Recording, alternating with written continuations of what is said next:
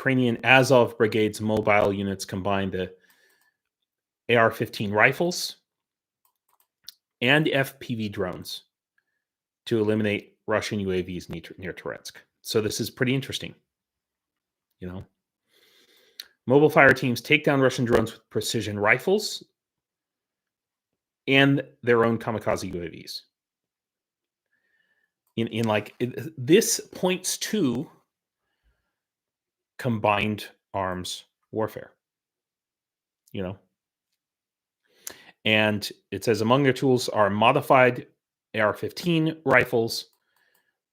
So they're Ukrainian-made AR-15s. Okay, UAR15's they're called,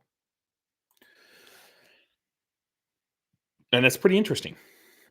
Because I can tell you, I've tried to shoot down a drone with a automatic shotgun, and this was just in training, and it was really freaking difficult. Now, one of my commanders did actually shoot down an enemy drone that was coming right for them with just a regular AK-74, just which that's a hell of a deal. No special bullets or anything like that. So it's I'm not going to show you the video for this, obviously, but the fact that this requires training is what I would say, and this is something that Azov is known for specializing in.